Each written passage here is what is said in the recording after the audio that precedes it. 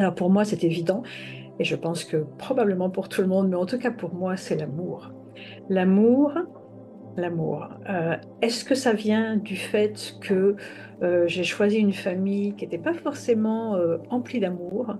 Mes parents s'aimaient énormément entre eux. Nous, les enfants, on a été délaissés, mais je crois aussi que c'est une période, c'est un moment de l'histoire où les enfants s'élevaient tout seuls. Bref, j'ai des souvenirs, j'ai encore des empreintes en moi de ce manque d'amour, ou en tout cas de ce besoin d'amour et de ne pas trouver sa source. Et enfin, sa source, si, pardon, mais de ne pas trouver où le vivre, où le partager, où le ressentir. Et donc, probablement que ce manque a fait que dans ma vie, l'amour est vraiment la clé de tout. Et pour moi, c'est très important d'être en amour. C'est une façon de vivre la vie de la plus belle des façons. Deuxième question. Quel moment clé, le déclic que j'ai eu ou qui m'a le plus rapproché de Dieu, de ma foi en l'amour? Alors moi, je me souviens, j'étais jeune. Quel âge? Je ne sais pas.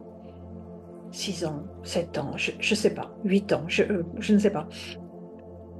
Et je me souviens de sortir de l'école, un adulte m'accompagnait et me tirait comme ça par la main. Je ne sais plus du tout qui était cet adulte, mais par contre, je me souviens qu'on a croisé une bonne sœur et je ne sais pas ce qui s'est passé. Je ne sais pas si ce sont ses vêtements, je ne sais pas si c'est son sourire, je ne sais pas si c'est ce qui l'habitait, mais il s'est passé quelque chose en moi et quand je l'ai vu, je me suis dit, c'est ça que je veux faire, c'est ça que je veux faire. Et aujourd'hui, je porte pas le vêtement, je suis pas au monastère, hein, mais je me sens très habitée par l'amour, par le besoin d'amour, par le besoin de transmettre et de donner l'amour, et par le besoin d'être avec l'autre, de l'écouter, d'être en sa présence, hein, euh, voilà, d'être avec l'autre.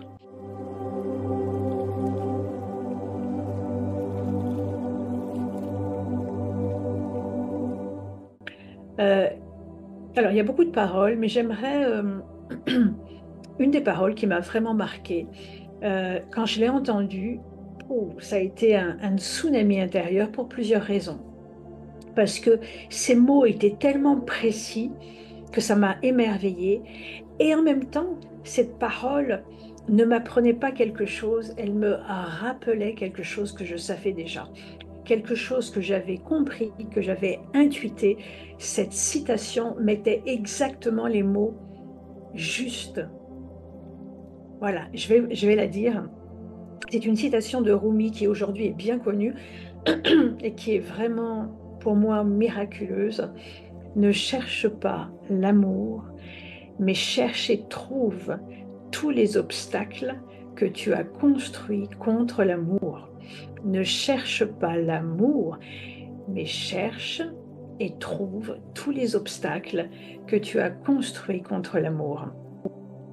Rumi est ce poète persan, mystique, qui a codifié la danse des derviches tourneurs.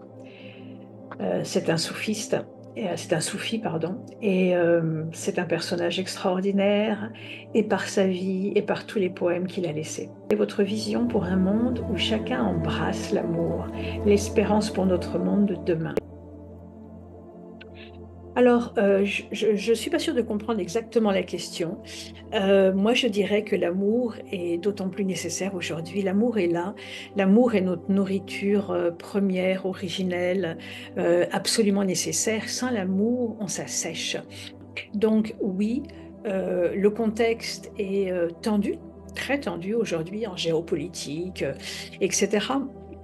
Pour autant, il ne faut pas oublier tout ce qui est de la construction de l'homme, ou en tout cas la construction de certains hommes ou de certaines personnes, euh, et la vie. Il faut savoir distinguer les deux.